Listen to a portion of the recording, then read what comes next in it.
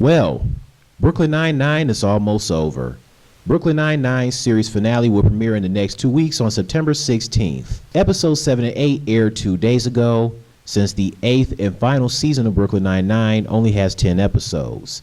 They have shown 2 episodes back-to-back starting at 8 and then at 8:30. I like how NBC aired 2 new episodes of Brooklyn Nine-Nine back-to-back instead of airing one new episode and then waiting for the next episode the next week. I mean, the 8th season premiered after the Tokyo Olympics, and fall isn't even here yet. I've already seen the promo for a first episode of season 9 of The Goldbergs on ABC. And it looks like Erica has a new hairdo. She's rocking the bangs.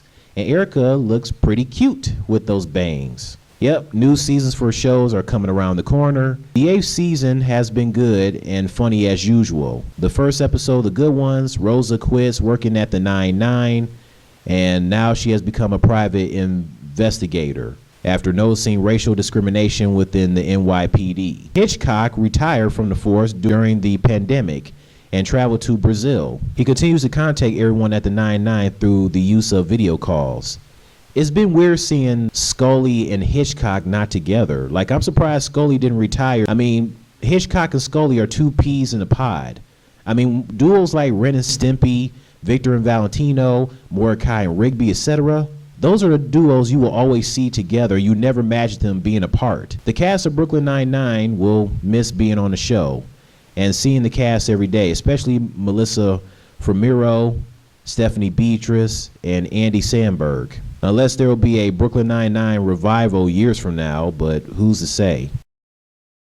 I'm going to take away with me a lot of pride. I think there isn't a weak season of Brooklyn Nine-Nine. I don't even think there's a weak episode. I think for 8 seasons, we've put out a really funny show with a lot of heart and tackling some issues that comedies tend to stay away from sometimes. And I've crossed paths with so many amazing actors who have guest starred on the show, so many amazing writers that are now running their own amazing shows. I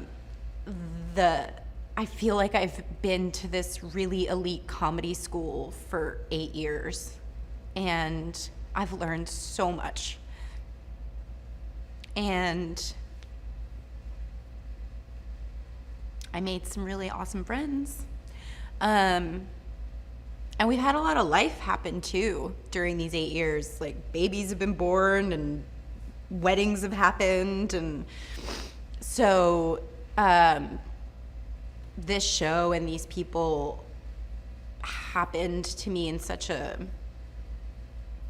instrumental, transitional, life-changing part of my life. So I'll always feel deeply connected to them. And I'm going to miss seeing them every day.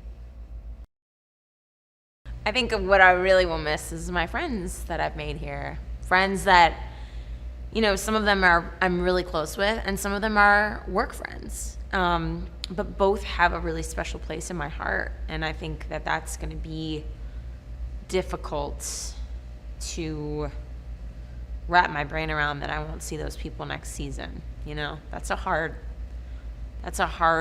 sort of truth to come to. That's like, it is like, in this really stupid way, it's very much like graduating high school or something. It's like, well, that's it. You can't go back, unless you fail. But you can't go back and relive that. It's just like this one period of your life, and that's really what this show has been. It's just been this one very special period of our lives, and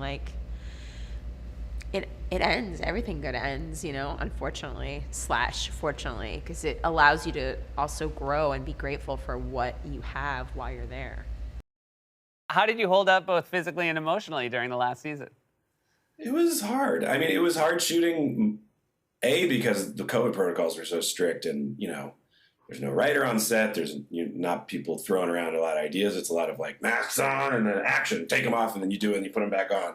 So that was hard, but just as it got towards the end, it got really emotionally rough because we all realized it was truly ending, and we all love each other and have been spending all that time together for 8 years. And there was a lot of crying at like the wrong times. Like there's scenes where you could argue like you should cry, and then there's other stuff where it's like I just fell out, and I'd be like, I just realized it's the last time Terry's gonna say he loves yogurt. I'm guessing Chelsea Peretti will not return for the finale as Gina, but yeah, the show is so funny. I am going to miss it so much, but at least it ran for 8 seasons. Good luck to the Brooklyn Nine-Nine cast. Good luck to Andy Samberg, Stephanie Beatrice, Terry Crews, Melissa Fumero, Jolo Trujillo, Chelsea Peretti, even though she left after the 4th episode of season 6, Andre Breyer, Dirk Blocker, and Joel McKinnon Miller. Good luck with what you guys do next.